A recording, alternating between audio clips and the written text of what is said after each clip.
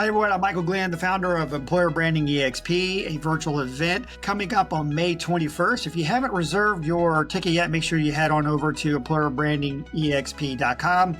Reserve your seat while they are still there. Today I'm joined by my good friend Craig Fisher, who is one of our speakers at this event. And Craig, just tell us a little bit about what you do and what you're going to be talking about at Employer Branding EXP. Thanks, Michael. Great to see you. Great to be here, everybody. I am a consultant in the recruiting space, and I do talent operations, talent attraction, candidate experience, employer brand, recruitment marketing. I'm a broker to a lot of recruitment marketing agencies, and I'm a fractional CMO to a lot of HR technology companies. On the TalentNet Live conferences since 2009 in Texas, twice a year. And I've written a couple of books recently talking about some of the case studies that I do with large employers. You know, I mostly work with Fortune 500 and really Fortune 50 type organizations. And then a second book that's just come out geared towards the job seeker and anyone really looking for their next gig, or if they're in consulting or an entrepreneur, this book's good for just attracting your audience. Got it right here. Yeah. Paint your store. All right. Yeah, you can get this on Amazon, and I'll make sure to have the links in the comment section so they can get your book on Amazon or the notes section. Anyways, I was looking through the book. I haven't, be honest with you, I haven't finished reading it yet, but one of the things that you mentioned in there were job seekers were frustrated with talent acquisition or recruiters in general just because they've been ghosted, or they haven't been getting interviews, or just getting rejected right before they even get an interview, or just a lot of lack of response from recruiters. How, because of this event that we're having and it's employer branding, but how can employer branding and recruiters improve the candidate experience for those who maybe aren't getting, an interview? Yeah. So if you ask me, it starts way before any of that happens, right? It starts with the job description. Let's go that far back, right? And then how does that job come out of your applicant tracking system? And is it easy to apply?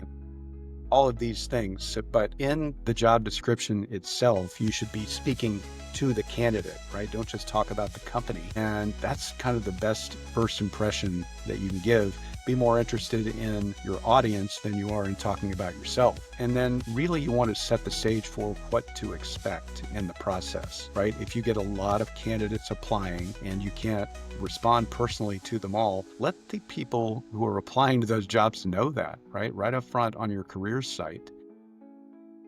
Give them the idea that, look, we appreciate you, we value you, thank you for taking the time to do this. We may or may not get back to you in a timely manner for these reasons, but we're going to do our best, and we appreciate you being here. All right, that's awesome. Just to kind of talk about the past a little bit, there was a period of time when you could just pick up the phone and get in touch with a recruiter if you applied to a position. And nowadays, things have changed quite a bit. I know you speak at a lot of conferences and you give a lot of great insights on tools and technology platforms that are out there for recruiters and how they can streamline their process. And now we're talking a lot about AI and automation and making it more efficient. But what's the one type of technology or platform that you like, right now? So I like any technology that makes the apply process better for candidates, right? So in theory, I just read that Workday may be doing social sign-on in order to apply for a job later this year. That's interesting to me, right? Because it's way better than their process now, where you have to go log in and somehow the system seems to forget who you are half the time. And it's very difficult to follow up with multiple employers that all use Workday, for instance. So any technology that makes that process easier and builds a bridge between the job link, the apply link, and the ATS, I think is really good. Hire EZ just released their agentic AI recruiter helper.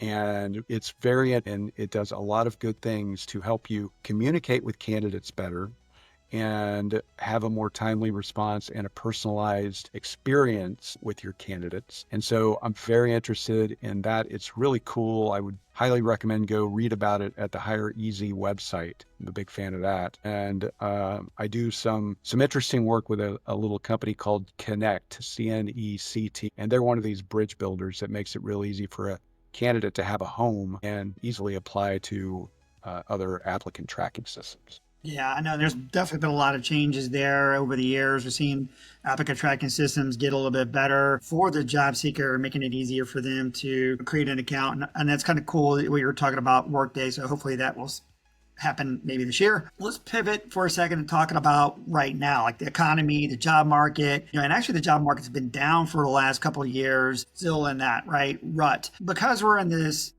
state of flux, especially for recruiting, when hiring starts to pick up, and hopefully it will, maybe this year, or maybe it won't. But what are some things that companies can do like right now to prepare for when they really are going to start hiring again?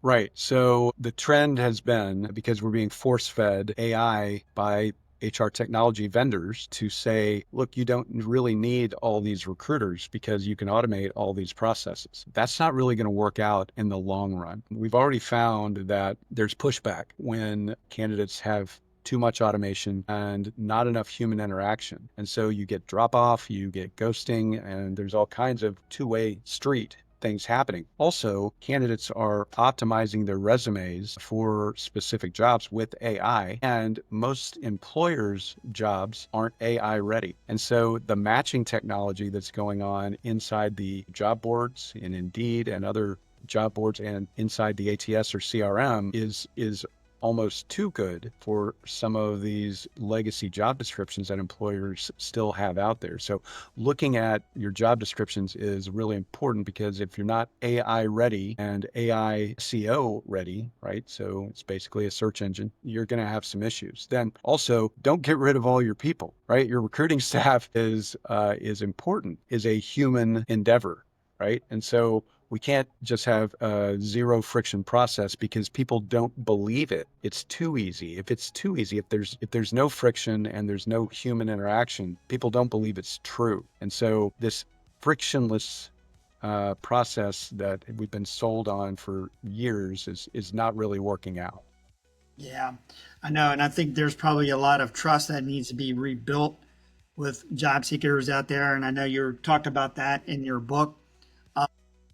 One of the things that you also talked about is salary negotiations. And I was going to pivot here for a second, because when you talk about salary negotiation, there's something that gets like in your stomach, your gut. It's like a sinking feeling. Oh, I got to do this whole negotiating thing. And I'm talking just, with the job seekers, I'm talking about recruiters too, right? But we look at salary today, we're putting it back into the job description. And I know years ago, we took it out because it was a way to stay competitive. You didn't want your competitors knowing what you were offering. So now companies are going back to the drawing board when it comes to salary, and asking it right up front, putting it in the requirements when people apply to or when candidates apply to a position. Just curious, there's two maybe factions around this when you're having a salary requirements on the job and then asking candidates about their salary. Where do you stand with companies with their applicant tracking system requiring salary information from their applicants? So there's a few things involved, right? So there's all this pay transparency legislation. Companies are getting sued if the wages that appear on their job advertisements aren't in line with the market, right? And so if you don't put a number there as an employer and Indeed guesses for you and it's not accurate based on other people you've paid for that same role or what the market says it should be, then you're actually liable. And so you really have to look at all of that. There are companies who will audit that for you and kind of keep you steady on a regular basis. I'm one of them, so call me. But then also, if you're not asking candidates for a number to start with, then you're kind of doing yourself a disservice. I don't think it's a problem. And if you are a job seeker, here's an inside tip. Do some research, figure out what the lowest level of salary might be for that job, and put that number right in there if you want to get an interview. And here's why. You can also put on your resume, here's the pay range that I'm looking for. And there's no reason not to do that. So if there's not a place for notes or something like that in the application process, then put it right on your resume. You're going to customize it for that job anyway if you're doing it right. And so just because you put the lowest number, it might just pass you through some filters that get you to an interview, but that doesn't mean you're stuck with that. Yeah, that's great advice. And I know, and the recruiters definitely look at salary, and if it's out of that range, they won't call you, right? So you're better That's off right. trying to put that minimum in there to get the recruiter to at least, or somebody from talent acquisition to reach out to you. You want to have the This is- conversation, right? I mean, you want to be able to talk about it. And I get interviewed for jobs all the time that I'm overkill for, and I know it. And so I'll tell the recruiter, look, this job is going to pay this, and here's the reporting structure. Here's what the organization is probably going to look like. And you're looking for someone that's got 3 years experience. And they're like, how do you know all this? I'm like, yeah, everybody knows this. It's not rocket science, right? But I can help you, right, as a consultant. And so job seekers, here's another tip. If you're not the right fit for the actual role, but you're good at doing all the things for that role, offer your services to help ramp up the person who they do hire and even identify the person who they do hire. That's good advice. Yeah, I know. Try to do something that can get you your foot in the door, right? You may not be a fit for the opportunity, but to kind of go back to that whole salary negotiating piece, right? When I mentioned that earlier, maybe putting it on there on the website or the application process just makes it easier for everybody, because then right, there's no kind of going back and forth. This is kind of where this person's at, this is where the company's at, and maybe you can just find a common ground and not waste people's time. Because we all know that sometimes companies, it was definitely in the past, have gone all the way through the process and get to the point where they want to start negotiating salary and it falls apart. So maybe this might be a better for everyone and better for the reputation of the company and the employer brand, right? Right. So Well, yeah, just exciting stuff. So hey, you know what? We're almost at time here. It has been great talking with you. I'm looking forward to you at Employer Branding EXP. For those that are watching, that you got your ticket, because we're going to be running out here pretty soon. It's May 21st. Before we leave, though, Craig, tell us, how can people that are watching this or watching this later, how can they get in touch with you and follow you? Right. So the easiest way is through my book page, and that's also at my company website, which is talentnetlive.com. And the books are at hiring-humans.com. And I'm easy to find. So please connect with me on LinkedIn and Twitter and X and all the places. All right. Awesome. Good stuff. All right, sir. We'll see you. Thanks, Michael.